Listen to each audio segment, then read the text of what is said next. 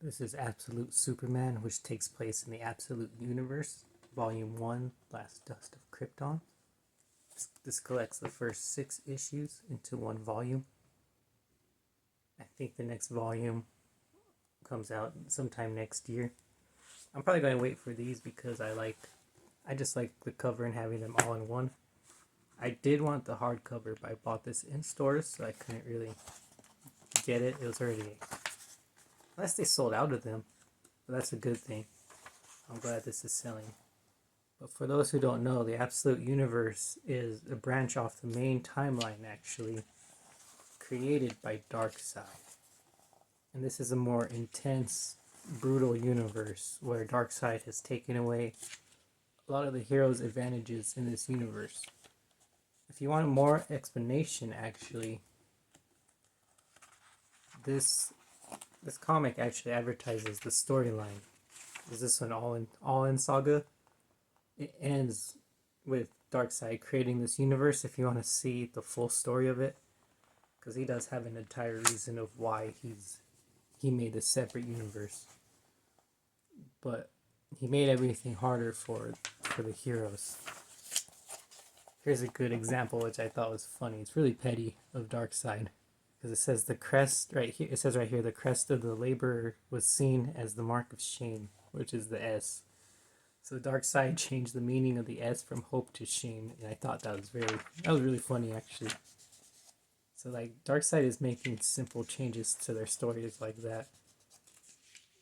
For each different hero, I'll talk about what's different with them whenever I make a video about them, because I just wanted to talk about this so far, because even though this is a different Superman, he's gone through different things.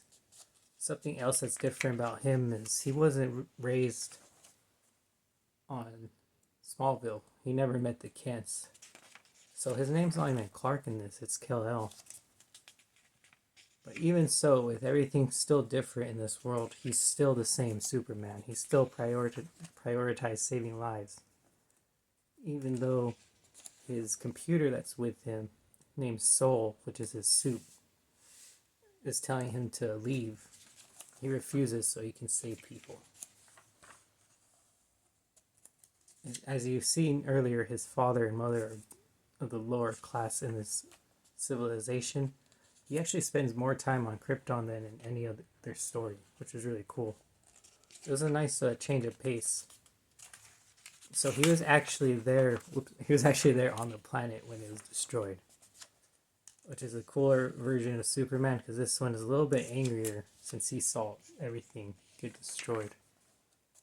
I also really like his cape in this one. It's kind of like, I don't even know how to explain it, but it could form, seems like almost into anything. And this shot right here, he's using it to protect from bullets. So I really like this cape as of right now. I actually liked this story a whole lot more than I was expecting. This is only my second Superman story comic, and this is the perfect jumping in point for new readers because the universe just started. A lot of good classic characters do return. One of my favorite villains, Brainiac, is actually in here. He's the first one. The fact that Darkseid is pitting Superman up against Brainiac, like as his first villain, really shows how he is trying to make it harder for them. And I've just been really into this. I'm not really too sure. Well, I do have an idea of where it's going to go. I'll show off the final panel in a minute. But another thing that this Superman doesn't have is he doesn't have a fortress either. So he really doesn't have any help from his homeworld. They're pretty much gone. Even though there's less hope in this universe, Superman is the last shining beacon of it, and he has to be even more of a symbol of hope in this new universe because of how everything is. That's his mother right there. She's pretty cool actually in this. I liked how much of a role his parents actually had in the beginning of this. I'm not sure if the flashbacks to this are going to continue. Like, this is a ship that his mother made. It's really cool to see how good of a mechanic or engineer she is. I can't remember if she was called mechanic or engineer, but I know that she was building everything at the beginning. And then there's some good shots in here of him using his heat vision and ice breath. You saw some of it earlier when I was flipping through. And I really look forward to where this story is heading. Like I said, I might show off the main panel or the ending if no one wants to see it. I understand, because I think the ending of the panel gives us a good idea of where the story might be going. But I just wanted to talk about it real quick. So I just want to give people time to go to click off if they didn't want to. But this comic actually ends with Ra's al Ghul's resurrection, which is kind of interesting to me because I wasn't expecting this at all. So I'm wondering if Superman and Batman are going to eventually cross over. I'm not sure if they plan to cross over any of the heroes in the Absolute Universe, but this seems like a good stepping over point. But I gotta say, for this new universe, and even though they changed some things, this is still Superman, and it's still a really good one. I was a little sad that we didn't see much of the Kents, but he doesn't really know them, so it does make sense.